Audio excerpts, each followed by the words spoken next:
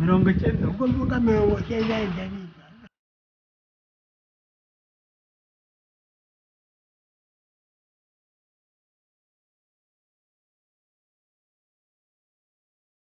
bakunzi ba Rwanda Canada News, nongeye kubasuhuza, nongera kubibutsa ko tukiri muri rwa rugendo twatangiriye i Kigali, ukaba tugeze Rusizi, tugenzwa no kugira ngo dusure ibikorwa bya AVEGA aho biri mu Rwanda hose, cyane cyane mu mpinga nzima. Ubu rero tukaba tugeze mu mpinga nzima ya hano Rusizi. Nkuko twabigenje ahandi hose twanyuze, turagira ngo tubagezeho amateka y'inzu y'uru rugo rwiza mubona hano. Wenda nitugira amahirwe turaza kurubereka rwose uko rumeze, ariko tugire n'umwanya wo kuganira n'abantu barurimo, abaruherwamo amaserivisi.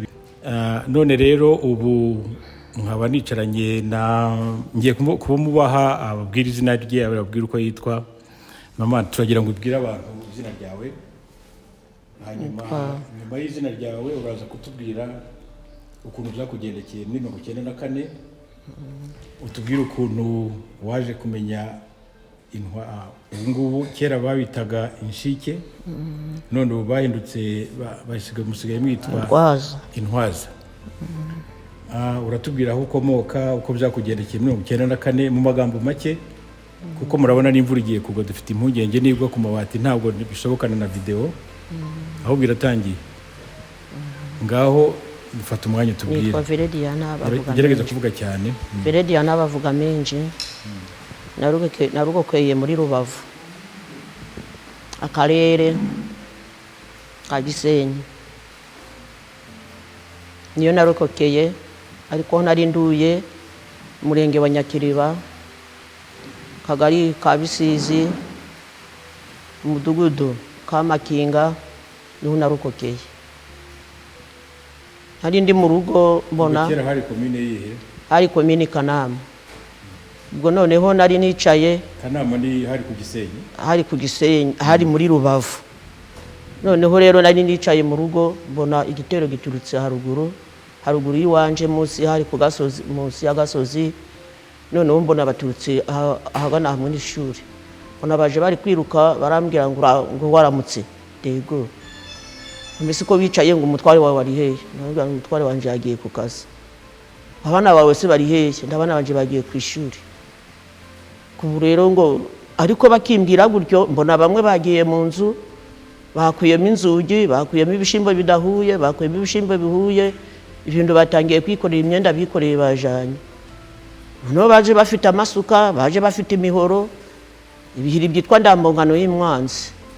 Ubwo rero nanje ndavuga sibi nibiki bindeye ko ndabizi. Noneho mburiyo ndava niyo naja, ubwo mburaho nahungira.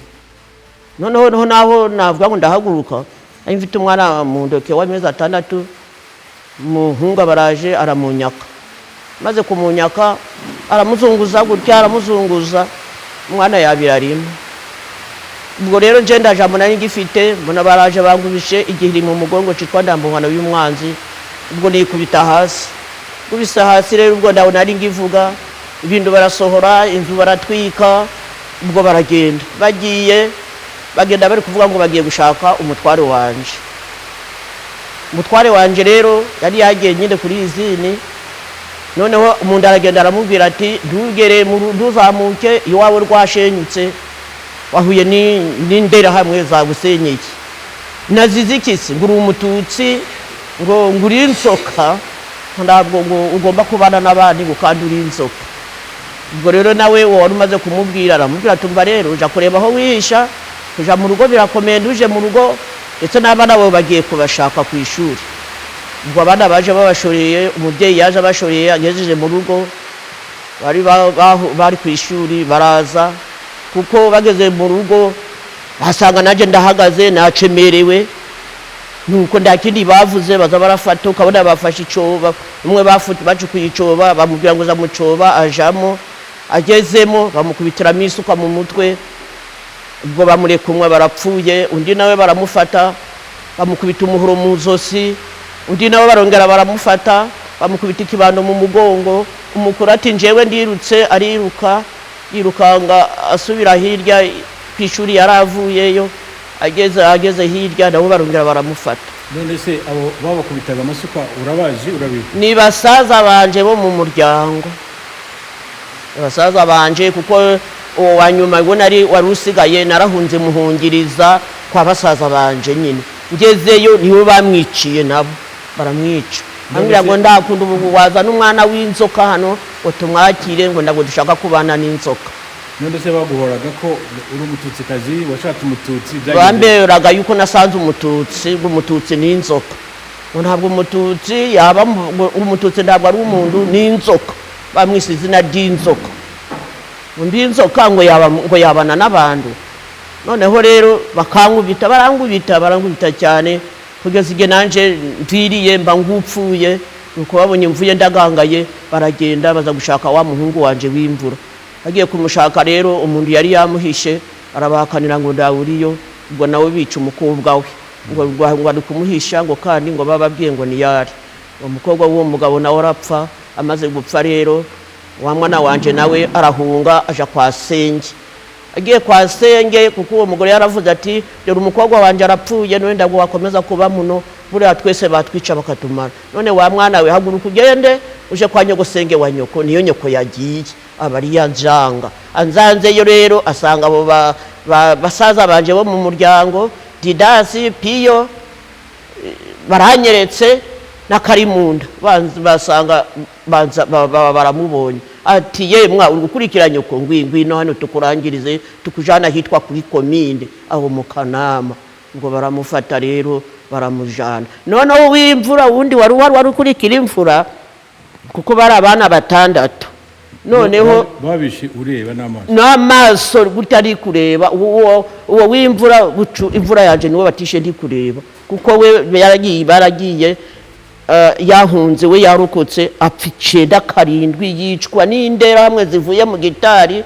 Iyo zabaga zari zivuye muri Kongo cyangwa si hesi imbazi, ariko nagiye kubona ngo yagiye kubona barasohoye ari mu bandi bana ahitwa kuri Bazirete. Umuto yapfuye angana ikise? Umuto muri abo bana bawe amezi 6 unari mvita. Bamwiciye mu maboko yawe?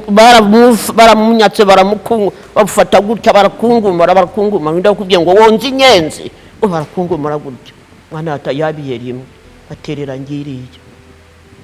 Ubwo urukumva nundi wari ukurikiraho nawe nuko nundi wari ukurikiraho bari batatu. Ubwo urukumva rero noneho wa wundi we wishwe wapfuye apfuye 9 we yari mukuru. Noneho we yari yanarahunze, we yarakomeze kwihisha akaza arashobora gukebera, ariko zarava mu nzara aja mu yindi. Ariko abandi bo bari bato ndi bashobora gukebera, bajaga no mu nzara bakabwira tuvire mu nzu ndabwo dushaka gucumbikira inyenzi. Isko none ko yabasize nanyo ko akaba yarabasize muri kujya gukebera muri kudushaka yike kugira ngo natwe batwice. Ubwo rero umwana aragenda, ariko uwo nguwo bishe ukurikira imvura baramwishe. Arabira ngo Viredi we ngo baranyishe. Anje shangazi ona rindo barahagurutse ngo Viredi we ngo wa muhungu baramwishe. We nakora iki? Nuko ubwo rero bamaze kumwica niho shangazi yagendaga asanga bamurambitse ngariya. Nuko iyo bamusize suhambaze simbazi. Ubwigiye kigeze rero ndarindagira nambara ubusamburaho naba bamubabare budashira. Igihe kigeze noneho haba haje umukobwa tutari twageraho. Umugabo wawe mwari mwarashakanye we byaje kugenda bite? Twarashakanye, yakomeje kuba kuri izini. Umugabo yagiye kumushikira aramuhisha, amaze kumuhisha noneho wa mugabo wamuhishe aravuga ati mba rero ngwino mujane tujye kureba ibyiwawe. Mujana mu gicuku cy'ijoro baragenda bagezeho basanga rwarasibanye. Ati ndaho twaje dore inzira hiye barayokeje, none twongere dusubireyo. Noneho haba haje umuhungu w'umusore araza arababwira ati rero data ari hariya naze aje kuba hamwe na data. Nuko amujana hamwe na se yabaga mu kiraro arindaga ibirayi. Noneho aje nabo musanga muri cya kiraro. Umugabo nawe aragenda amusiga aho ngaho. Umugabo ati turabana ibaha ngaha nda kibazo. Hari umugore nyirandozi yarafite ikirari inyuma y'inzu nyine inzu zo bubakaga z'indaro inyuma y'inzu z'abakecuru aramubwira ati ngwino nje ngujane mwayiriya ndaro yanje nimuzaba ntabwo bazamenya ko urimo nanjye sininda kuvuga ntabwo abana bawe babica tubazi barashize ngo nawe ushire turi mu muryango ngo nganagwe ubwo mugore nyiradozi rero aragenda amushira mu nzu mwico kiraro amusize mwico kiraro avamo ava hamwe na wa mugabo aja kuwo mugore nyiradozi amushira mu iyo nzu y'inyuma maze kumushira mu nzu y'inyuma rero si hayenze 9 karindwi nibo bavugaga ngo burya ngo Matiyasi ngo Kalisa ngo yarokokeye ngo kwa Nyirandozi kandi noneho witwa Maduna yaraje akamukurura akamujana witwa Maduna aramukurura aramujana kandi baravuze ngo uwo Nyirandozi niwo warokoye uwo Kalisa wanje noneho kandi yibwiye ngo niwe atariwe yibwiye ngo niwe aramwitiranya kuko yari yabonye ari kumwe n'uwo mugabo ari mwico kiraro uwo mugabo yari arimo amusigamo amaze kumusigamo noneho bibwira ngo na Kalisa Matiyasi ngo yavuyemo Kalisa n'uwo mugabo wawe none aje mwico kiraro rero cy'uwo mukecuru wa mukecuru no baraza baramukubita baramwica ngo yahishe Kalisa kandi baramaze kumwica ndawuri mu muhungu Maduna yaraje akamufata ikabutura gutya agenda amufashe gutya amujanire ndera hamwe zari ziri mu gitari mu ishamba abarimo bamwicira none se abo bantu wavugaga bisha abana bawe byaje kurangira bite barafunzwe byageze noneho rigiye carageze tuja muri Kongo mwahungiye muri Kongo bageze ho barahunga bo barahunze twedi twahunga kuko twebwe ndakintu nari ndi kushana namba yusa vuba sinje nganje ndi kusha heje bo barahunga rero ngo bari guhunga bw'ingotanyi ngo zageje mu Rwanda ubwo baragenda ngo bagiye muri Kongo baza barahambira byose bageze ngiyo muri Kongo bahura n'ingwara yitwa ikibatura ni macinyani ingwara yarabatitizaga baratitiraga ukabona araguye yagatitira gutya ukabona araguye ndabundi burwayi bundi bwagezeyo noneho bazaga baraba mudutsinda ng'umuntu ufite abana 6 n'umugore wa 7 n'umugabo wa 8 bakaba hamwe uko babaye hamwe cyaki batura kikaza kikabinjiramo kikabatitiza ukabona bose barasize nawo nuko bapfuye nawo birinde gutyo bapfuye uwo Didasi nuko yapfuye uwo Pierre nuko yapfuye uwo Sinari amageni ko yapfuye nuwo bundi musore nawe n'abana babo ndanumwe wasigaye ndanumwe unafungishije njewe n'amaraso yabagarutse ngira n'amaraso yabishwe yabagarutse ubwo noneho biba birashize igitangaza biba bishizeho niba saza banje pe abana ba data wacu nibo bisha abana bacu nabo bapfuye urwo rupfu nibo banapfuye urwo rupfu ndawe nafungishije ndawe nakoze ahubwo abo nakozeho nabongozeho buno nyuma baramaze kuhambuwe Kalisa Matiyasi noneho bamwubakiraho bamaze kumwubakiraho umuvandimwe arazarambira ati umugabo bamwubakiyeho uzaje kureba handi bari baramuhambye kandi twarahakweretse ubu ngubu bari kumva amakuru je nari narahabonye mbazi noneho bamwubakiraho bamaze kumwubakiraho nja mu mirenge kuvuga navuga bikanga ariko noneho igihe kiragera haje ubuyobozi bwiza buno ndavuga baraciyemo aho uvuze ngo bishwe niyo ndwara yo gutitira ni muri Kongo ni babandi babeshya ngo bishwe n'inkotanyi nukuri pe nike baturacaje kirabica amanje babagaburira n'ibiryo byitwa randiye udushimbo duto noneho bamaze kubirya ni bari barabiryaga bihwane n'ibyino ndumbaze ariko niyo ngwara yabinjiyemo irabatitiza baratitira umwana agatitira umugore yabaryamye agatitira umugabo yabaryamye agatitira ndaguhitwa ndagukorora ndaki ingwara yabicaga niyo oya nibyo yitwa ku mugabo kumuyobozi wari witwa Makombe muri Kongo utwari nto bari bari niko bigenda iteka iyo umenye amaraso y'inzira karengane arakugaruka byanze bikunze nuko gabagarutse gutyo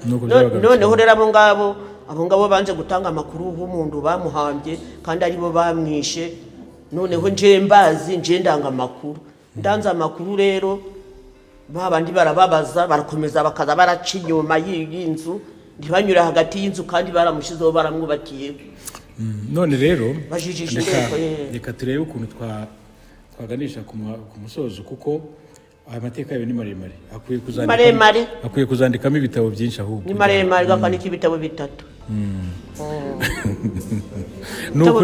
nukuri ndibyo ntabwo kandi ubeshya niko bimeze ntabwo mbesha ubu rero icyo ngira ngo nkubaze urumva wasigaye wenyine ndanakana uri inshike nta mwana nta muryango nta mugabo nta kintu ndanamuramu waje kumenya impinga nzima ute wahageze ute umbwiye ko iwanyu ari mu kavukira ari ku Gisenyi n'umugabo niho yavukaga none aha ni muri Huye ni kure cyane we yavukaga muri Ruhengeri muri Ruhengeri ibyo byose urabona aho hose ni kure ya hano muri Huye ni kure waje kugera aho ute byagenze bite kugira ngo mbamenye rero umukobwa witwa umukobwa ukunda wakoraga muri AVEGA koraga muri AVEGA noneho akaza aragenda ari gutara ababyeyi b'injiki batagira ikibareba umukobwa rero aragenda mbona arasohoye asanga ndi gufura ndi ku irembo ndi gufura akenda ko nari nambaye ubwo wari ukiri iwanyu ha ku Gisenyi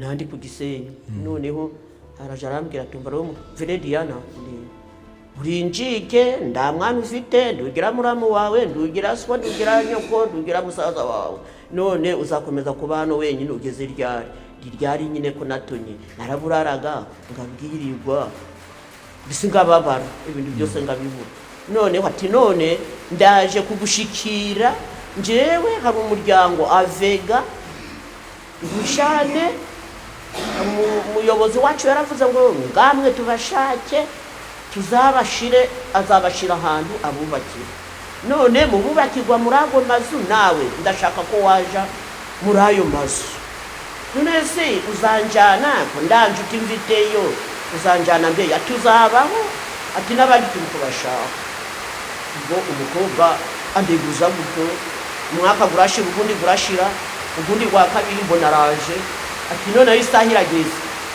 hakira tugenda turapakira turazana naje turi benshi twaje turi batanu tuvuye ku Gisenyi kano kamanutse cyane akaya twaje turi batanu tuvuye ku Gisenyi ngiye kubona nibona hano ngeze hano ndi kuryama gasinzira nahuriranyeho n'abano bende data bose nawe imodoka bajemo twaje imodoka iri kuvuga ngo di ngishore y'abageni twaje mu modoka itatu izazanye abo muri Rutsiro izazanye abari ari kujya ni heke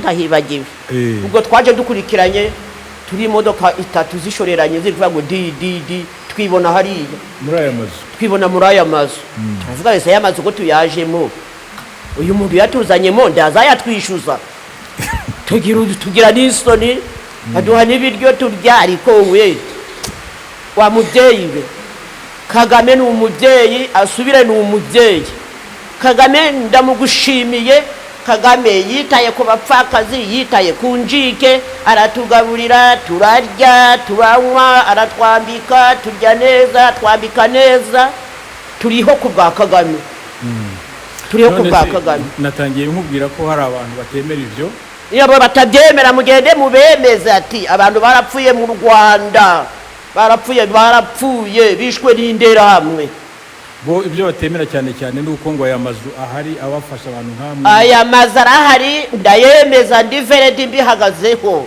kuko nyarimo ndi kuyararamo na bene data garahari amazu arahari harimo abasaza harimo abakecuru harimo n'abana batubera batwuhagira bakatwoza bakatwambika bakatugaburira aya mazu bayemere garahari none se nk'abantu uwo muntu abwira ayo magambo tuvuge nk'urubyiruko abana barokotse ari batoye nk'abo bana bato bumva uwo muntu badaheruka mu Rwanda bahamaze igihe urumva abo bana tuvuge abantu bafite imyaka 35 n'itandatu ndabita abana ariko bamaze gukura ariko iyo batabona ibintu nk'ibi n'amaso yabo nk'ubu naje kubyirebera hari igihe bicamo bakumva amagambo y'umuntu nk'uwo ahubwo bikabatinyisha no kuza mu Rwanda kandi ubundi umugambi w'uwo muntu ni umugambi mubisha kuko ashaka kwangisha abantu mu Rwanda urumva abo bana n'urwo rubyiruko ruri hanze wabagira nama ki abo bantu ndumva nabagira inama yo kuvuga ngo baze bace bugufi basange Paul Kagame ni umubyeyi imbabazi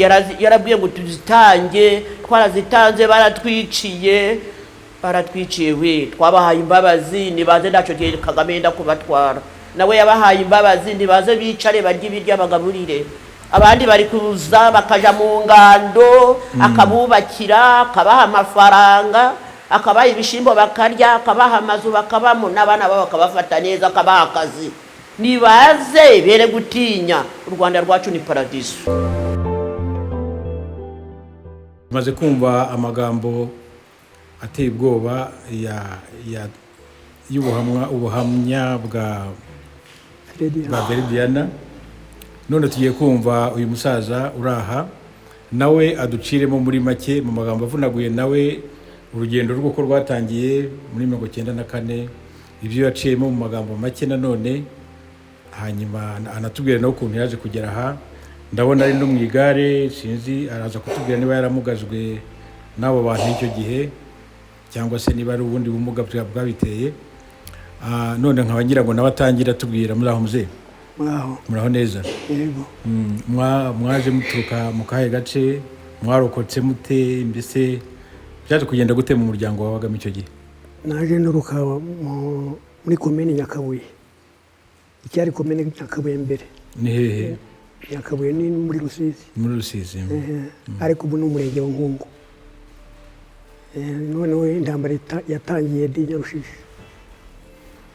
Ubu yansanze, ariko ubwo nabaga i Muhanga, ahantu bitwa Muhanga muri Nkungu, nyine ahantu mu kagari ka Gatare. Ndahazi, ni hafi iwacu naho nyine. Gatare ni hano muri Nkungu. Nagize ngo uravuga yo muri Muhanga. Ni muri Nkungu. Nuko intambara iba ndi Nyarushishi, niho nakoreraga. Ubwo bavuga ngo indege ya Habyarimana yahanutse, ubwo baravuze ngo ntihagire umuntu urenga umutari ngo agire aho ajya, ngo umuntu wese agumiwe. Icyo gihe mwakoraga mu biki? Nacuruzaga, nta kabari nakoreshaga. Nuko ubwo abo twabanaga nyine basigaye aho, nanjye ngumye aho. Noneho ubwo intambara itangiye, za kumva amakuru ko mukuru wanjye niwe batangiriyeho, baje kwica na muramu we witwa Karasiti, barabafata aho bari bagiye kwihisha, umuntu abakuramo arabajyana bashira interahamwe nyine bazirabica. Zimaze kubica, ubwo abasigaye munsi y'urugo hari hatuwe abandi baturage batatu, barimo umukecuru witwa Leukadiya, harimo umugabo witwa Kaneza Rwamatembwe ari musaza we, na muramu we witwaga Leutariya. Barabafashe babashyira mu nzu baratwika. Babatwikira mu nzu yabo. Nuko ubwo ahinyarujije narindi naho ngiye kubona mbona ibitero biraje.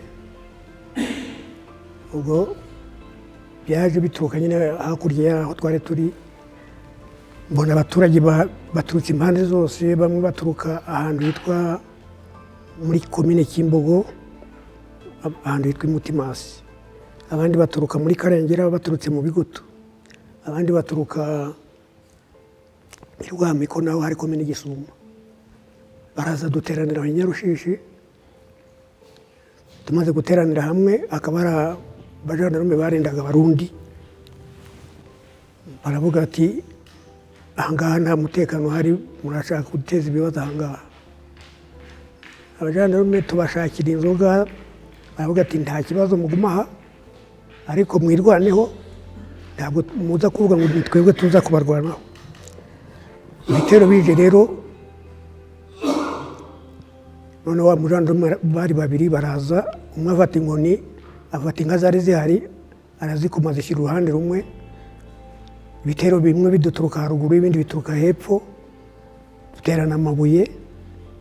Nuko ubwo se muri Nyarushishi aho ngaho imiryango yenda irihe yindi, abana n'abagore? Muhanga nyine aho ngaho. Mwari kumwe muri aho ngiye nari Nyarushishi, bo babatsinda aho ngaho Muhanga. Mwagiye Nyarushishi bamaze kubica? Oya, intambara yabaye ariho ndi. Yariho.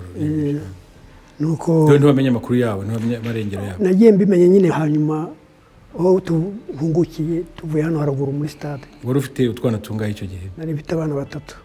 nta n'umwe wongeye kubona iki keretse umuhungu umwe nawe nararokoye wari kwa nyirarume aho yahunganye na nyirarume nyine hano muri stade turanahurira yaje kuvugira mu gisirikare nawe aharangirije igisirikare ajya gushaka umugore iriya muri Bicumbi barabana hanyuma umugore mbonazaniye umwana w'umwuzukuru we ndamubaza se umugabo arahe ngo ntazo hari kugeza n'ubu nawe sinzi niba kibaho niba yarapfuye ntabwo mbizi nta n'amakuru yamenye nuko ibyo bitero bimaze kuza umujandarume amaze gukubita inka ze yirekeje uruhande rumwe avuga ati ntihagire uwegera inka ibitero biduturuka haruguru ibindi bituruka hepfo ahangana duterana amabuye noneho bigeze hagati abajandarume barababwira ngo ntandamura muzi ngo mugende muzaze ejo mwiteguye nibwo haza interahamwe ivuye mu ishyamba baraza ati ndi uwanyu abantu bati iyi ni interahamwe bagiye kuyikubita umujandarume arasa umwuga umwe twari duhagararanye witwa Zigiriza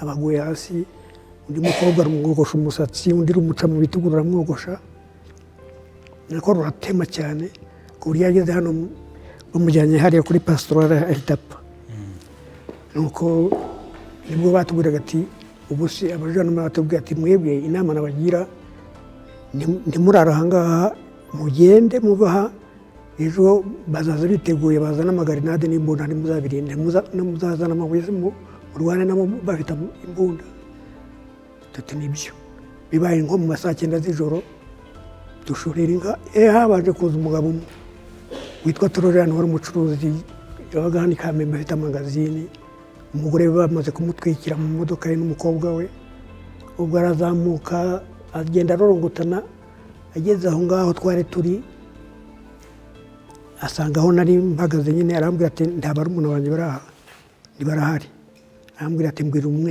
azi tuvugane asesera mu gahuru baravugana aravuga ati ngiye sinshaka kwereka bariya abajandarume bahita bamenya byanjye bikaba birangiye nuko bumaze kwira ahazagiye mu bandi igihe cyane ijoro nyine saa 9 ubwo interahamwe ziraye hakurya y'aho twari turi zacanye natwe turacana ibyo bibaye saa 9 turamanuka turaza tugeze hariya ku Karurembo basanga abantu bari bahatsinze barimo umugabo wari opije wiriye Nyamuhunga bamuzanye mu modoka nijoro y'abasirikari abana be n'umugore ngo n'umugabo wari waje nyine hatembereye ngo wari umufurera babatsinda aho mu Nyagatare tuhageze mu gitondo nyine dusanga mu ntumbi baziraditse aho ku muhanda tubanyuraho turagenda turaza tugeze hano mu Kadasomwa duhura n'umugabo umwe w'umujandarume wo muri Etona harimo umugabo se w'uwo mugabo bari bishe witwa Torojani aravuga ngo Karaveri ngo wegenda ngo ndaje turahurira haruguru ibyo birumvikana ahubwo amateka y'Inyarushishi twagiye tubisoma mu bitabo n'ibyo abafaransa bakoze reka duse nabigira imbere gato ubwo umaze kumenya ko imiryango yawe itagihari n'umudamu wawe nabwo ntabwo yari akiriho uwasigaye wenyine icyo gihe aho ngaho iwanyu niho wagumye cyangwa wagiye ahandi ubwo tuvuye hano muri stade bamaze kudukura muri stade nyine batujyanye Nyarushishi mu nkambi nahuriye n'abana ba mukuru wanjye 3 ubwo turabana mu nkambi tuza kusubirana nyine muhira ku matongo agenda turubaka ubwo wiyubakira wenyine ubwawe cyangwa wabonye gufasha wundi ubwo icyo gihe turi mu mashitingi baratubwiye bati abakonse bati mugende babahe ibiti mwirwaneho mwubake yenda turagenda twishyuza amabati abandi gihe bayatwara abakiyafite barayabaha yenda n'utayabonye turaza tumusaguriraho dukeya yenda ashyireho uruhande rumwe agomba kumuta ubwo ni nyuma y'uko inkotanyi zihagarika Génocide ariko nuko muri iyo minsi nyine akazu ndakagondagonda ndakuzuza n'abo bana tubanamo bukeye nibwo ubufasha bubonetse buturutse he ubwo nyine nyakubahwa Paul Kagame yaravuze ati aba bantu bagezweho n'ingaruka ya Génocide babashakira inkunga ubwo bahamagara kuri komine Nyakabuye boherezaho amabati, baduha amabati, baduha n'ibiryo, ku buryo umuntu bamuhaga imifuka 3 y'umuceri, 3 y'amashaza n'ibiri ibishyimbo. Nuko ubwo ibintu tumaze kubibona nyine turubaka turakomeza kugeza n'ubu. Noneho nyuma yaho njyewe byaje kumbaho nyine nza kurwara indwara yitwa paralize y'akaboko byafashaga akaboko n'akaguru uruhande rwose. Noneho mu bihe mwaka ni muri 2012. Noneho ubwo byagusanze ukiri mu rugo aho ubwo nabwo nari maze kuva aho ngaho i Muhanga, iyo nzu nza kuyisigira abo bana. Noneho baza kunyubakira indi Nyirashishi Farishe. Bahubatse inzu 8, twari abantu 8 b'inshike nyine. Nuko inzu tuzibayemo, iyo ndwara ifashe ngenda ngiye gukinga, sinzi ukuntu nasubiye inyuma gutya ngo ngaramye nkubita umugongo ku rubaho, umugongo ucikamo 2. Ku buryo nageze kwa muganga, banyuza muri radiyo baravuga ati igice kimwe kiri hepfo, ikindi kiri haruguru, ntacyo twakumarira. Nuko ubwo mbayeho mu bitaro aho ngaho. Oya, mu rugo. Mu bitaro naje kujyayo nyuma. Noneho ubwo banjyanye mu bitaro Mibirizi nyine, nibo bambwiye ko umugongo watandukanye. Ni Farije yari kujyanye n'ubundi? Ni Farije. Kuko hari umugabo witwa Tofiri wari umukasera, niwe wancungaga, niwe wampaga n'imfashanyo y'amafaranga, niwe wangeneraga n'inkongoro y'amata nawe ugomba kundunga. Hanyuma uza kuva aho rero kugira ngo ugere aha ngaha. Noneho icyo gihe rero bimaze kugenda gutyo, maze kuvunika, bamaze no kunsuzuma bavuga bati tuzakujyana i Butare biki. Ngiye kubona mbona AVEGA iraje, yaje muhira, hamagawe na feri sosiyale. Avuga ati dufite umuntu w'inebe hano utabasha kugira icyo yifasha, ntabyuka, ntiyicara, ntagira ate. Ubwo n'akagari nari ntarakabona. Akagari baje kukangenera hanyuma mu gihe cyo kwibuka nyine. Bagiye inama baravuga ati hari amafaranga bari bateranyije, bamwe bateranye nyine mu gihe cy'ikiriyo. Baravuga ati amafaranga yo kuyamuha reka tuyamusubiremo akagari. Yari bararimba. Wabonye atari byo byiza nawe n'ubundi koko cyane. Byarutaga amafaranga kuko yari gushira kandi sinageraga hanze, kuko kugira hanze biko hari guterura. Nuko AVEGA igeze aho ngaho rero nibwo barega ukuntu meze, ukuntu mbayeho. Baravuga ati ibyo ari byo byose ubu ni uku kujyana i Huye, niho hari habaye impinga nzima ya mbere yari itangiye aha ngaho. Oya, i Huye Butare. Ntabwo mpibuka imisozi, nagize ngo naho hariyo mwavuye ejo niba ariho mwari muri Butare hariya n'injyo habanje hano mu Rusizi batangira hano Rusizi bahubatse ndi Butare. Noneho Butare mpamara imyaka 2, indi 2 n'igice nyimaze hano. Ndumva rero ubu hamwe natanga abo bantu bagoreka amateka bavuga ngo niho twari tugiye kurangiriza. Ntabwo ndi busubiremo, wabyumvise ibyo navuze, ndiki tugenza aho wacyumvise. Muri abo bantu rero ndababwira umwe by'umwihariko, ntabwo ari bose. Uwo nshaka ko tuvugaho, ngira ngo ugire icyo umubwira nkuye ibyo uvuze n'ibyo baciyemo naho ubu ngubu. Hari umugabo uturuka muri aka gace, muri komine Nshili, witwa Filipo Basabose. Muri mwe hari umuntu wumvise iryo zina rya Filipo Basabose? Nta muntu uzi iryo zina n'umwe? Filipo Basabose ni muri Nyaruguru, ariko ni muri hahoze ari muri Nshili kera. Niyo Nyaruguru. Ni muri Nyaruguru. Filipo rero ni muri Gikongoro. Filipo Basabose ni umwe mu bantu nawe yize amashuri arihiwe na Farije, yabaye n'umusirikare, ariko aza kujya hanze. Noneho kugira ngo akomeze kuba umuntu, ahinduka ikindi kintu twayoboye icyo ari cyo. Ubu rero n'ugenda uvuga ngo mwe murandagaye ubu mu muhanda ngo mumeze nk'abamayibobo, ubwo rero kimwe n'abatwagira mu ngo ari hanyuma we nangwa natwagira mu ngo, wenda impamvu zibimutera turazizi, ariko ndi cyatubeye cyabimuteye.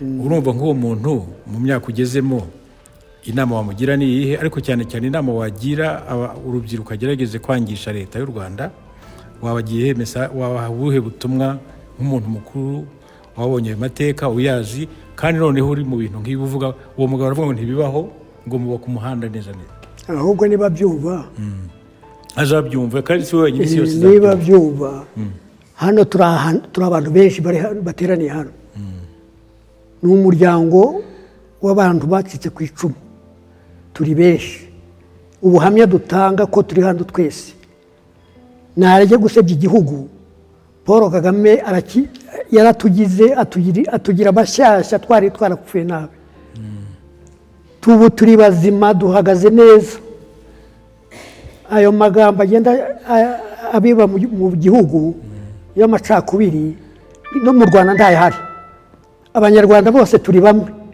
uretse natwe turaha n'abantu bari hanze mu gihugu ni abantu bashyize hamwe badushyize ku murongo amateka namwe twese turayahuje uwo muntu nagenda ibyo bintu abireke agenda yibera iyo ngiyo azagenda abeshya naho ibyo abeshya ntabwo twebwe dushobora kubishyigikira. Murakoze cyane reka noneho turangiriza aho ngaho mwabyiyumviye ko abantu bose bafite amateka asa ibintu by'ibinyoma birwa bandariza hirya no hino ntaho bihuriye n'ukuri ntaho bihuriye rwose kuko wanamuzana ngo reba aya mazu byonyine ngira ngo nutagira umutima ntiyasubira kubivuga nutakwinjira oya n'amafoto yabonye byonyine bizamwereka oya byazabibona n'ibi biganiro urimo gutanga nabyo azabibona rwose niyo mpamvu rwose ndabashimiye cyane kuko mwemeye gutanga kuvuga aya magambo murakoze rwose ubu rero ntabwo bashirwa n'ubu bazavuga ngo nibyo nahimbye ntabwo bajya bashirwa n'ubu bazavuga ngo naricaye ndabihimba ngo ntabwo byabayeho kandi baba bareba amafoto arabagaragaza sinzi nta kintu kibanyura muri kamere yawe na kimwe naretse gupfobya igihugu rero igihugu kiratekanye gifite umutekano nta muntu uzuvuga ngo yabuze umutekano muri iki gihugu maze rero murakoze cyane reka twumve n'undi muntu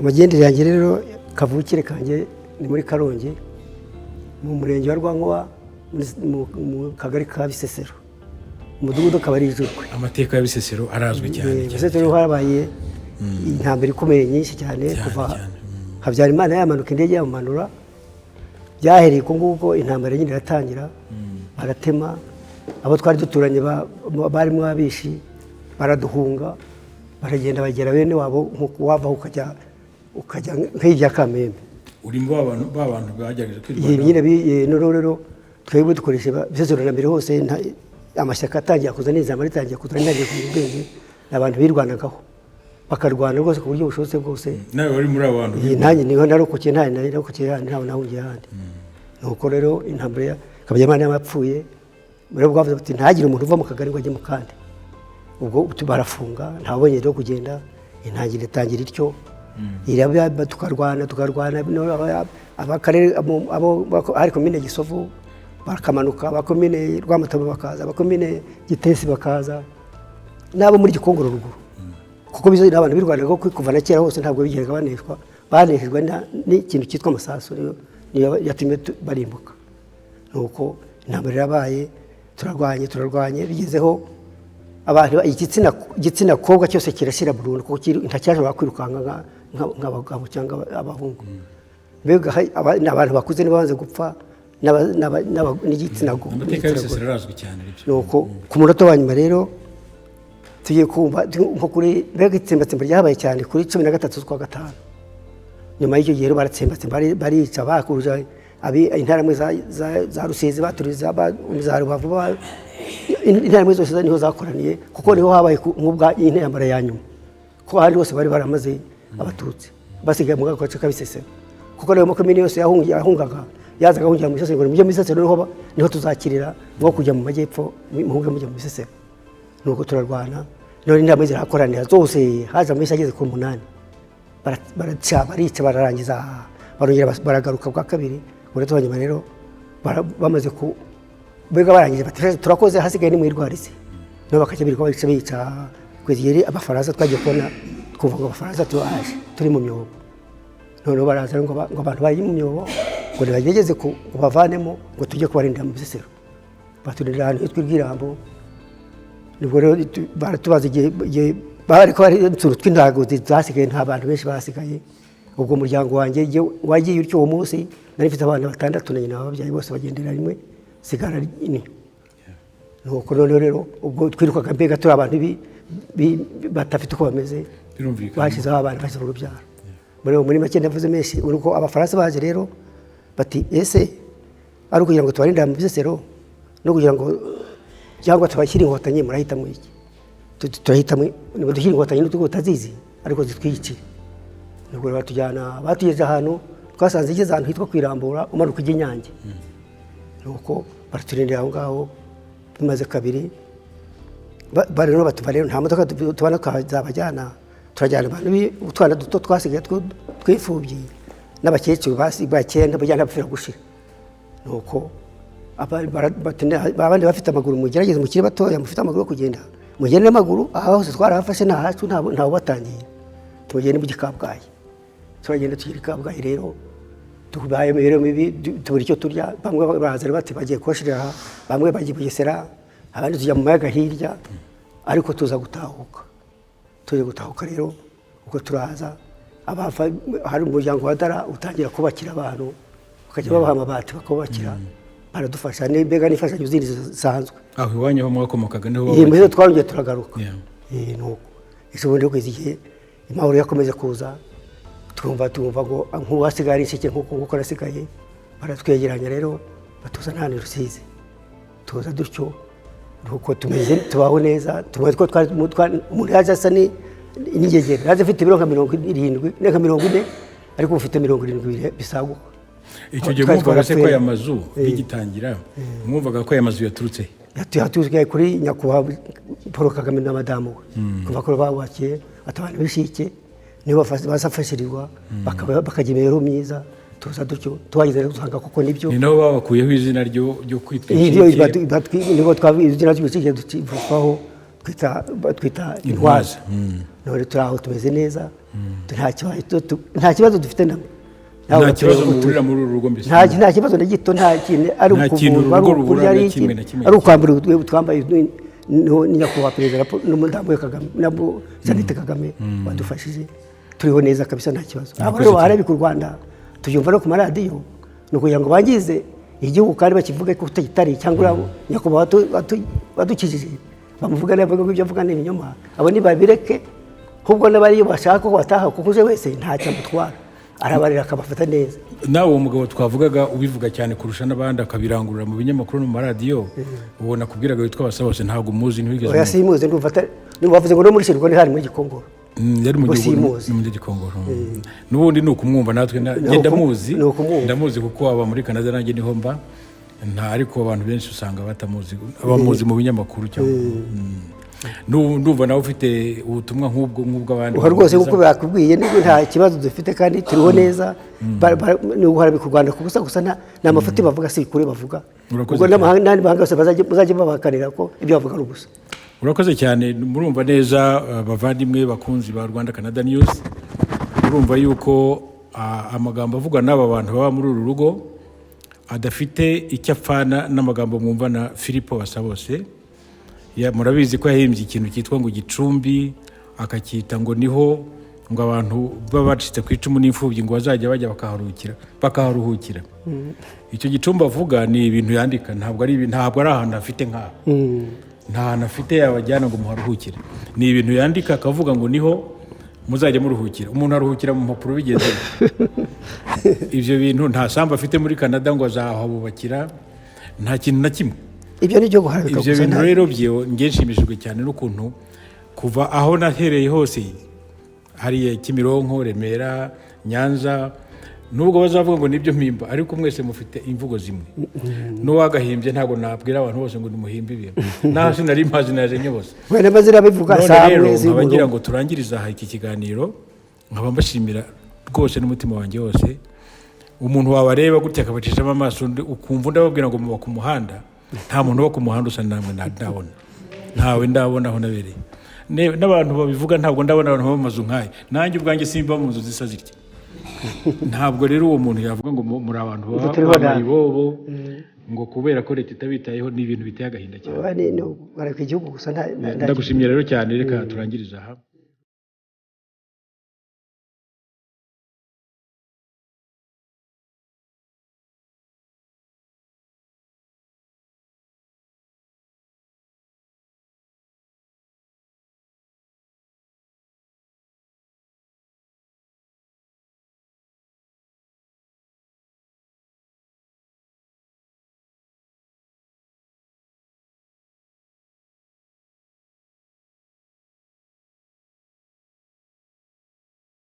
Muganga rero n'umuganga wo muri uru rugo, nari ngiye kuvuga ngo muri iki kigo ni muri uru rugo, ni urugo rwiza, ni urugo rurimo abantu bameze neza, abantu bashishe naho bafite amateka atangaje. Mwayumviye amwe muri bo twashoboye kuvugana nabo.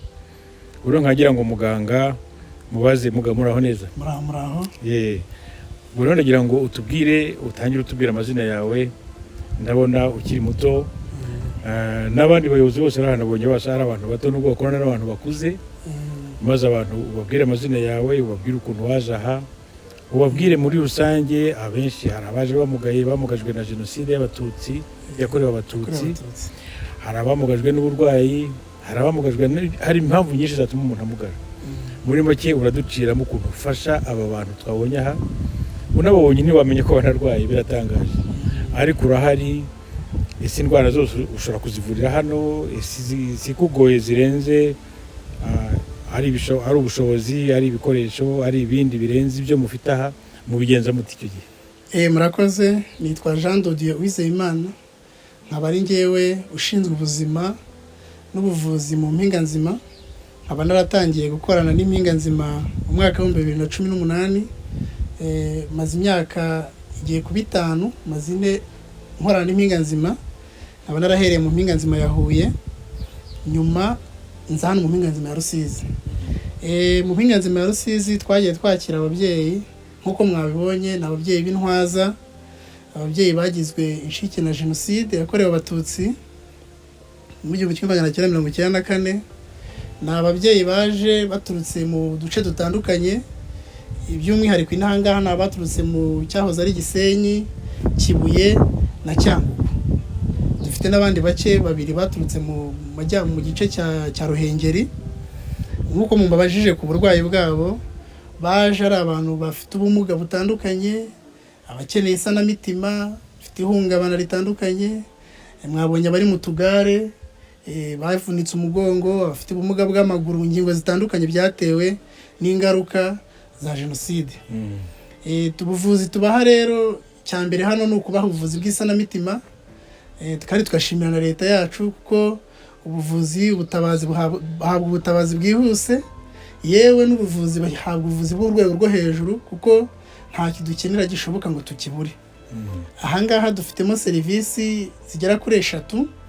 Dufitemo serivisi itanga ubuvuzi bw'isanamitima counseling, tukagiramo serivisi itanga ubuvuzi bw'ingororangingo cyangwa se physiotherapie ari kuri simple, yari yihoraho, ari iyo batangirira ku bitaro bikuru, hanyuma ibisige tukabikorera hano. Tukagira n'indi serivisi y'ubuvuzi bw'indwara z'umubiri zisanzwe. Aho ngaho harimo ubuvuzi bwa hypertension, umuvuduko w'amaraso ukabije, isukari cyangwa se diabete na za rubagimpande. Dufite rero n'abarwayi bafite uburwayi bwo mu mutwe baba ku miti ihoraho, abo bose bakurikiranira hano. Rero hano dutanga ubuvuzi buhoraho ariko bw'ibanze. Iyo hari ibirenze urwego rwacu, dukorana n'ibitaro bitandukanye. Hari ibitaro by'akarere, hari ibitaro bya kaminuza CHUB na CHK, ndetse n'ibitaro bya gisirikare. Cyane cyane bijya biza hano, ibitaro bya gisirikare bajya baza hano bagakora outreach, bakaza kudufasha ku ndwara zimwe na zimwe, bakadufashiriza hano. Aho bibaye ngombwa ko tukina n'ubundi bwisumbuyeho, hari n'abajya ku bitaro byitiriwe Umwami Faisal, ibitaro bikuru biri mu gihugu. Rero leta iradufasha imiti. Hari imiti imwe n'imwe itaboneka ku masiranse tuba dufite asanzwe, icyo gihe habamo ubufasha bwa leta, imiti ikaboneka. Ni itangaza kuko nkuko nahoze mbibwira ababyeyi bose bari aha n'abayobozi bandi,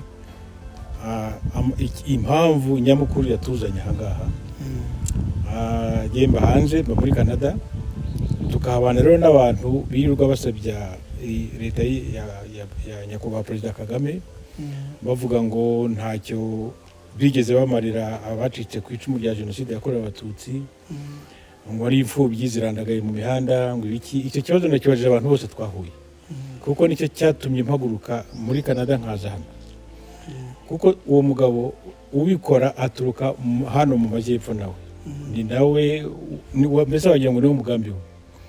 Wenda sinzi ko ubona umwanya kuko ndabona ko mufite akazi kenshi cyane, ukaba ukurikira ayo makuru uza kuri ku mbuga nkoranyambaga. Umugabo witwa Filipo Basabose niwo ukwiza ayo makuru ngo yahimbye ikintu kimeze nk'ikinyamakuru cyo ku mbuga nkoranyambaga nyine kuri YouTube n'ahandi, avuga ko ari uko bimeze kubandagaye abo bantu, nta Kagame ntabitayeho, First Lady nta kintu ashobora gukorera abacitse ku icumu n'imfubyi zirandagaye hose. Uwo muntu wigeze mwumva? No, icyo ngicyo ni abantu nyine baba bahari bavuga ibihuha nk'ibyo ntago muzi, ariko nsaba n'Imana simumenye kuko njyewe nihereho. Njyewe narokotse Génocide yakorewe Abatutsi na bake mu bavandimwe banjye, tutwariye abantu, dutwara ababyeyi, inshuti, abavandimwe. Rero nyuma yo Génocide yahagarikiwe twabayeho mu buzima bugoye kimwe nk'abandi banyarwanda bari barokotse icyo gihe, ariko twarize. Leta yashyize ikigega cyo gutera inkunga abarokotse Génocide batishoboye kitwaga FARG, ubu cyavuyeho kijya muri Minisiteri y'Ubumwe bw'Abanyarwanda. FARG yaratwishyuriye niga secondaire, niga kaminuza, ubwo ni ku giti cyanjye. Ubu se mbayeho nabi, ubu ndebye urabona koko ubu wakureba yabona mu muhanda ko urabona ndi mayiboyo mu muhanda. Abantu nk'abo rero ntibahura. Kenshi iyo abantu biyubaka, iyo abantu batera imbere, iyo abantu bashyize hamwe, ntibabura ababarwanya. N'ubuzima bw'abo babyeyi rero wenda nabivuga muri make nihereyeho. Leta yaramfashije ndiga, mbayeho neza, n'abandi kandi turi benshi leta yagiriye neza. Nyuma y'ibyo ababyeyi bari ahangaha baratujwe, urabona inzu bubakiwe nyakubahwa First Lady yarabatuje. Abaturage bandi bahawe kwifasha, bahabwa inka, bahabwa inkunga y'ingoboka. By'umwihariko bari ahangaha rero baragaburirwa, bahabwa ikintu cyose umuntu akeneye. Oya nabyiboneye banabyivugiye ubwabo rwose. Rero uwo muntu najyaga nkunda gukurikira mbere, ariko ubu ntabwo ngikunda kubona umwanya cyane. Ariko hari uwitwaga ari padiri Nahimana, aracyaharirwa ahebeba mu byahebeba, hari n'abandi. Gusa naje kubona ari ibintu byo ntagomba gukurikira kuko nta kintu kizima kiba kirimo. Ahubwo nk'uwo muntu bishoboka yajyaza akadusura nawe tukamwereka ibihari, kuko ndabashimira cyane by'umwihariko kuko mubashe no kuhagera. By'umwihariko mbonye n'umwanya wo kubivuga. Nge ndi umwe mu bafashijwe na leta iriho y'ubumwe, tukabasha kwiga, tukabasha kubona aho tuba, tubona amacumbi, mbayeho neza. None mukaba mutera inkunga ingana n'icyo mu bantu nk'aba, umuntu agahagarara ku gasozi akababeshya ngo icyizere ngo bakerekeze kuri we, ngo icyo kintu isi gicumbi ukuntu ngo bakita iya kidefinisi, aravuga ngo niho abantu bacitse ku icumu bazajya baza bakaharuhukira. Ibyo bintu ubitekerezo umuntu yicaye muri Canada afite akazi ke, umugore we n'abana be barahari, ariko akemerera isi yose n'abarescape bose ngo niwe bazaruhukiraho. Nk'abantu batega amatwi umuntu nk'ubu ugasanga baramukurikira, ubura bagiriye ihe nama? Inama nagira abantu bareka abantu babahuza mu bintu bitari ngombwa. Ubu turangajwe imbere, tuhangayikishijwe n'iterambere. Ntago waha umwanya abantu nk'abo bari mu mahanga, bari mu buhunzi cyangwa se bafite inyungu zabo, bagashaka gusebya ubumwe bw'Abanyarwanda, bagashaka kutushyiramo amacakubiri no kumvikanisha ko tubayeho nabi. Ahubwo nibo babayeho nabi. Ahubwo babayeho bate? Abantu babayeho bate bashobora guhimba ikintu kitagize mu Rwanda? Ngenda avuga ibyanjye, ariko nibyo mpora nabo umunsi ku munsi. Nubwo kwiyubaka ari urugendo, ntibiragera aho twifuza, ariko tubayeho neza, turakora tukiteza imbere. Uyu munsi ndavura, ubu usanze ndimo mutabarwayi hariya, mfite abo mfasha, nanjye mfasha abandi kuko narafashijwe, kandi ndacyarwa no kwiyubaka. Rero inama nagira abantu nk'abo kimwe n'abo bakurikira, bareke kurangazwa n'ibintu nk'ibyo, ahubwo uwo muntu yaza ku gicumbi ari we, akaza ku gicumbi aho avuka akareba uko tubayeho. Nicyo gicumbi mu by'ukuri, kuko kuvuga ngo ufite igicumbi kiri muri Canada ni ukubeshya abantu. Ni ukubeshya abantu. Ukubeshya abantu ukakita igicumbi ngo nta bantu bazaruhukiriza imitima yabo. Ibyo bintu ntabwo, yego ni umwarimu yigisha muri universite, ariko ibyo ntabwo akwiye kubeshya abantu ngo ijambo igicumbi ryagombye kuba umuziro no mu kanwa ke, kuko igicumbi tuzi nk'abanyarwanda ntabwo ari icyo rwose. Ibyo ni ibintu byagombye kumvikana. Nkaba rero ngiye mu ijambo rimwe nashimye kuva nabitangira uru rugendo twatangiriye i Kigali, none tugeze mu mpera y'u Rwanda aho rugabanira na Zaire na Congo, aho naciye hose ababyeyi twavuganye, abantu bakuru nagiye mbaha n'umwanya bakagenda bavuga ibintu baciyemo mbere yo kugera muri izo ngo. Barababaye, bafite akababaro kanini cyane, ariko aho bageze aha bose ndibuka na hariya turi kumwe muri sale hariya, ababyeyi bambwiraga turangije bateye no kuri microphone, bambwiraga batari ko niba ugiye i Kigali ukaba ugiye guhura na Perezida Kagame, turagira ngo tumugutumeho, ese ayo mahirwe nayakuraye kumubona ngo mbabwire ibyo mwantumye. Niba ndagiraga ayo mahirwe nkahura nabyo namubwira ndabizi, kandi ibyo mwantumye nabimugezaho. We na Faustin ati icyo kora nubwo wenda tuzi ko bagira akazi kenshi, ariko nibura batubwirira ijambo rimwe ko tubasengera uko tubyutse, uko turyamye, uko duhagaze, ati ibyo bintu tuzabasengera kugeza igihe Imana izabadukomereza. Ariko abantu bari hanze bakarenga ku magambo nk'ayo, ariko wenda haramubwira akantu, naho uravuze uti nangesha ibintu banjye ubwanjye nabiciyemo ibyo byose ndabizi, none uraho urakorana n'abari abantu. Umva utekereza iki ko ngiye mbona ari nka simbona ijambo ry'ikinyarwanda, n'umugisha urenze urugero, ni blessing mu cyongereza bita blessing, irenze beyond ibyo umuntu ashobora gutekereza. Kuko gukorana n'ababyeyi nk'aba bagusengera buri munsi, nahoze ndeba ukuntu bafata uyu mwana ahaciye hose bamufata imyenda, hari n'abamwita mama kandi bafite imyaka 100 cyane. None rero ndagira ngo tugane ku musozi. Ubu nk'aha ahantu rwose bahatangiye ryari, hamaze imyaka ingahe? Ntabwo nkubura ngo ibyo mubura ni ibiki, nta bihari nabibonye, nagiye mu mpande zaho zose nta kihabura rwose mu by'ukuri. Nk'ubu umuntu nka Filipo twavugaga cyangwa abandi batekereza nkawe, bageze muri uru rugo rwanyu nk'ubu ukabona n'uhagaze aha, mwamubwira iki ngo? Filipo ntekereza ko yakikubita hasi agahwera, kuko yapfa ahubwo yatungurwa, kuko ibyo avuga ntabwo ari byo, uko yasize igihugu kimeze, ibyo yakoze nubwo ntazi ngo ni ibiki cyangwa se ibyo yifuza, yakumirwa. Ababyeyi bacu izi ntwaza mubona bari babayeho nabi, bari batuye, bari bameze nabi cyane. Bazaga bamwe baje bansanga, akaza ubona yari umuntu wishwe n'irungu, wishwe n'agahinda, uba wenyine atagira uwasiga, yisiga nk'isanga. Uyu munsi afite uwo babana mu cyumba, uyu munsi afite uwatuma, afite njye ubyuka nkajya kumureba uko ameze, nta kibazo afite, ibintu byose baranezerewe, barishima. Ni umugisha leta yacu.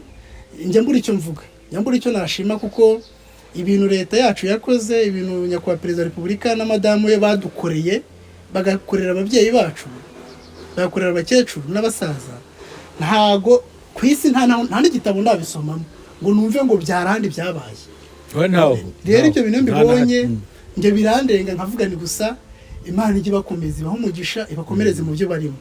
Umuntu rero nk'uwo Philippe marerezuma ntago muzi, ariko inama namugira ni ashobora kumva cyangwa kubona ibyo mwagezeho muje kudusura, azahindura imitekerereze, we aze ku gicumbi adusure, arebe uko tubayeho, azafatanye natwe kwiyubaka. Turi muri gahunda yo kwibuka twiyubaka, nawe aze dufatanye urwo rugendo. Kuko aha hantu hatangiye mu kwezi kwa gatandatu umwaka wa 2019 nibwo impinganzima ya Rusizi yatangiye gukora. Wenda iyo biza kuba yarakotangiye nko mu 2000 byakabe byiza kurushaho. Rero ngewe ndashimira leta yacu, namwe kandi ndabashimira kuko mwagize neza kubasha kudusura, kumenya uko tubaye, mukabyereka nabo ngabo bari iyo ngiyo batekereza ibidahari, n'abarwayi bundi bakaje bakajya ku isoko, bakajya ku gicumbi bakavurwa, kuko twe turimo turakira twiyubaka. Oya nibyo bararwaye ku buryo nibi dukora ubu bazatubwira ngo nibyo twahimbye. Ntago ari ibihimbano. Nje hari bagenzi banjye benda abatwiganye bari muri Canada bazambona bakabimenya. inkuru n'impamo ninjye tuvugana kandi ndi kuri tere ibihaba mpari ibyinshi mbigiramo n'uruhare. Urakoze cyane kuko nabonye ntacyo batakoze ku buryo bageze n'igihe bahindura ijambo izina bitwaga inshike, ubu ntabwo bakitwa inshike bitwa intwaza. Baratwajije bareka guheranwa n'agahinda, nicyo bivuze. Nicyo bivuze birumvikana. Resilience kudaheranwa n'agahinda ugatwaza nyuma y'uko impuye n'ibibazo bigeze uko ariko imbere ni heza.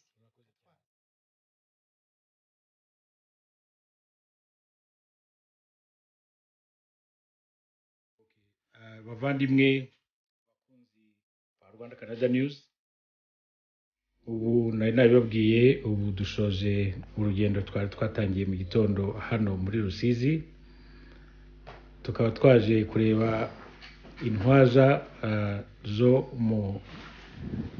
muri urugo mureba rwiza ruteye imbabazi, niko nabyita. Mwiyumviye abarurimo, abarurererwamo, ukuntu babayeho. Nabasobanurira neza ikitugenza, bagitega amatwi baracyumva, nabo mbabaza aho baje baturuka n'ukuntu barokotse, ukuntu imiryango yabo yatsembwe hirya no hino aho bagiye baturuka mu misozi yabo, banambwira ukuntu baje bakarinda bagera muri uyu muryango, muri urugo rwiza ruteye imbabazi cyane. Ubu rero turi mu biro bya logistique, umuyobozi uri hano wa logistique yitwa Kirezi. Ubu niwe tugiye kuvugana nawe akatubwira muri make. Ntabwo twava mu rugo rwe atadusezereye, atanatubwiye uko urugo rwe rufashwe, uko rubayeho, niba hari n'ibibazo yaba afite arabitubwira, ariko urebesheje amaso mazima nta bibazo afite, ariko niba bihari nabyo yabibabwira mukabyumva. None reka muhe umwanya nawe agira icyo atubwira. Ikirezi, uraho neza? Uraho neza. None se ko mbona ukiri muto, aha hantu wahaje ute, wahatangiye ute, wahatangiye ryari? Nabonye abantu bari aha, ababyeyi bose bari muri uru rugo bakwitayeho bikomeye, urahita ahantu hose bakagufata imyenda. Icyo ni ibintu byagenze bite kugira ngo ugire iyi vocation yo kuba wakora umurimo usa n'uyu ku myaka ugezeho? Urakoze cyane, nk'uko mwabivuze twabishimiye. Urugo rwacu rukunda abashyitsi, ni urugo nk'izindi ngo, nubwo ruteraniyemo abantu benshi. Aka kazi rero kugira ngo dukundane ntabwo kaba kakiri akazi, biba ari umuhamagaro, kuko byanga bikunda ubuzima tubamo. Kuba ndi logistique mbamenyera ibyo barya umunsi ku wundi, nk'uko leta iba yabingejejeho mu myambarire, birenga ibyo nkageraho nkababera umwana, urundi ruhande nabwo bakanyita umubyeyi, buriyo muhatinda banyita mama. We nabyumvise barabivuga nabyo. Bivuze ngo rero usanga baragaruye icyizere cyo kubaho, kuko leta irabakunda pe, basurwa kenshi, babafata nk'abana. Kuvuga rero ngo kubana nabo umunsi ku wundi, mugeraho mukisanzurana, bakageraho bwa buzima, bakavuga bati twaje batubwira ko tuzongera tukabona abandi bana, Imana yaduhaye abandi bana, tukabana muri ubwo buzima. Iki kigo cyatangiye mu 2019, uyu mwaka ugiye kuba wa gatatu mu kwa gatandatu. Twaratangiranye rero, ntabwo abarokotse twaheranywe n'agahinda. Narize nk'uko abandi biga, njya numva ngo mu miryango ubundi bababuzaga kwiga, ariko leta yaraturihiye kuko abantu bari bamaze gushira. Leta irongeye idufata nk'abana, iduha kwiga, turiga ku buryo twemerewe gukora ibizamini nk'abandi twese mu gihugu. Numvise batanze itangazo ko AVEGA ikeneye abakozi, ndapurayinga nk'abandi bose.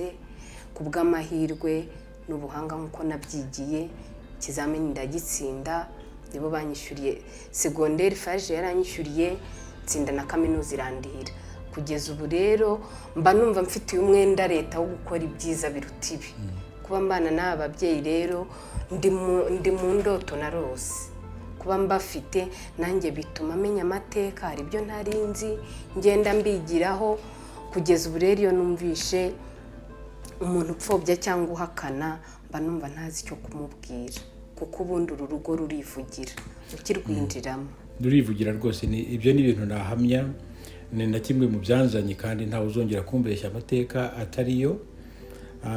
Ariko tugaruke kuri wowe, uvuze ko wamaze uhatangiranye n'aha hantu. Niboneye ababyeyi aho uciye hose ntabwo ushobora gutambuka batemeye kugufata akaboko cyangwa akaguru. N'ahandi nanyuze ni Nyanza niko nabibonye, n'ejo i Huye niko nabibonye. Hariya ho ni ibintu bitangaje kubona umurava mufite n'ubwitange, nabyita ubwitange hari birenze kuba umurava, birenze ibyo bintu byose.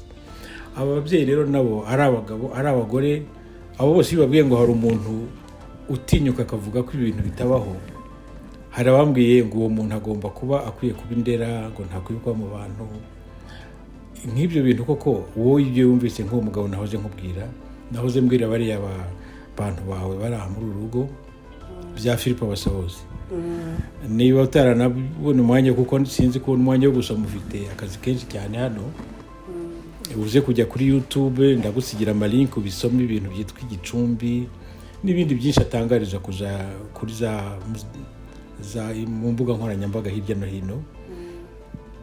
Iyo wumvise ayo magambo umuntu nk'uwumva wamubwira iki?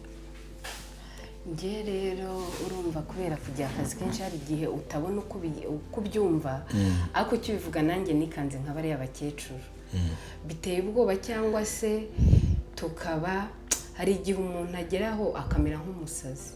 Nge niko nabyita. Ashobora kuba yenda afite ikibazo cyo mu mutwe, kuko byanga bikunda amateka y'igihugu arivugira, kuko abo bantu avuga bari ku mihanda, urugero nitwe. Kandi ngira ngo ibyo ari byo byose yirebye nanjye akandeba, byanga bikunda azabona ko nta hantu kuvuga ngo umuntu aba ku muhanda nta hantu bihuriye, kuko ntago twavuga ngo tuvuge ibitaba, kuko nta hantu duhurira no kuvuga ngo yenda ngo wahura na perezida ukaba hari ikindi uri kumuvugira, ahubwo ibintu akora uba wumva ari nka marayika murinzi Imana yihereye Abanyarwanda, kuko abantu bari ntago mbikurura ngo mbyumve. Niyo mpamvu n'urubyiruko rutagakwiye kumuha akanya, kuko arabeshya usibye no kubabeshya, ashobora kuba afite ikibazo abantu bataramenya, ariko ikintu namubwira mu kwizera Imana kwanjye, Imana izamubwira kandi ntabwo izatinda kumva amarira y'imfubyi n'abapfakazi, kuko aba ari gushinga mu nkovu. Hari umubyeyi twavuganye mu twaganiriye kare, ambwira ukuntu nawe wari uhari wamwumvaga, avuga ukuntu ngo yari yarashakanye n'undi muntu mu bahigwaga, ariko ngo basaza be nibo bishe abana babyaranye. Uwo muntu nawe namubonye hano, ni ibintu bye byantunguye, sinari nzi ko bibaho, ariko byo yabyivugiye, wenda simbitindaho ngo mbikubaze. Ni ibintu bishya, ngira ngo nabyo abantu bazabyumve ko bibaho. Nanjye ubwanjye ndabimenye ngeze aha, sinari nzi ko ariko bimeze. Ibintu rero mubana nabyo, amateka y'abariya abantu uko bayavuga bose wabonaga ko badashaka ko ndekeraho, bashaka buri wese kumbwira amateka ye. None se nka buriya iyo uretse aya mazu bose bahurijeho bavuga ko yubatswe na nyakubahwa Perezida wa Repubulika Paul Kagame na Madamu Jeannette Kagame, bose ivuga iryo zina bose bakoma amashyi bagatega amaboko bavuga ati ni umubyeyi. Nyamara abandi birirwa hanze ku gasozi batinyuka, abantu bashimwa n'ababyeyi bangana kuriya, basengerwa buri munsi n'ababyeyi bangana kuriya, bavuga ngo ntabwo bibaho, ngo ibi byose ngo ni ibihimbano nk'ubu koko. Kandi abo bantu ni Abanyarwanda ubwabo, ntabwo ari abanyamahanga. Ndetse muri bo nk'uwo tuvuga Filipo Basabose, nawe niba ari ukuri ntabwo nabizi, avuga ko ari umucikacumu. Nk'uwo muntu mukeka ko iyo mubyumva muri hanze, nubwo wenda mutanamwumva, mumwumvise mukeka ko ibintu nk'ibyo ashobora kubiterwa n'iki? Ko natwe byaratuyoboye tumuba hafi. Ajya akunda kuvuga ngo ubundi abantu bavuga amagambo nk'ayo yaharisha gukora, kuko nicyo gituma baceceka. Bifuzaga ko tubimbwa, ariko kugeza ubu tumaze kugira aho twigeza. Ubu rero ikintu namubwira ngo nka bariya bakecuru mu kujya kwivuza ararwaye. Ngira ngo niko kuri. None se wabonye, niba mubona umwanya wo kureba amakuru haba kuri televiziyo, mu binyamakuru, cyane cyane muri ubu bihe twibuka, twabonye abantu basubiye gutemwa hano muri iki gihugu. nk'ahangaha ikintu cyerekeranye na safety, mbona hano ku muryango hari ubwirinzi bukomeye, nta kintu kibakanga muri uru rugo kuko abantu benshi bazi ko hano hari abantu bacice ku icumu, nta mpungenge mugira ko hari abantu babatera cyangwa ibintu bisa n'ibyo, kuko niba twabibonye hari abantu bakibitinyuka batema inka, batema abantu, batema abana b'abakobwa nk'ibyo twabonye ejo. Iyo muraryama mugasinzira ntacyo mwikanga na kimwe.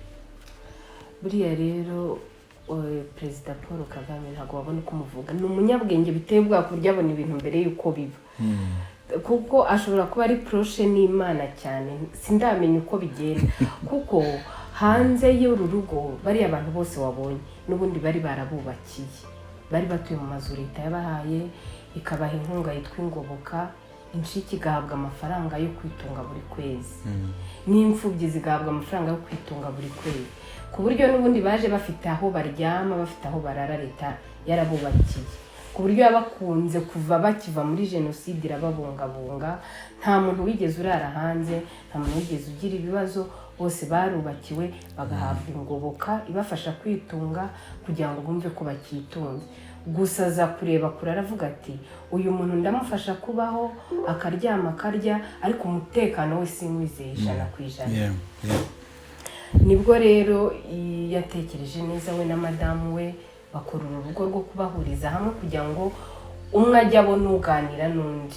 Hirya mu byaro nubwo leta yabatungaga kandi ikabatunga neza, ariko bajyaga bagira ikibazo cyo kuba ari bonyine bakabateruriza, abaturanyi ugasanga bakabatera ubwoba, babateye ubwoba bakabasubiza inyuma bagatuma bahahamuka.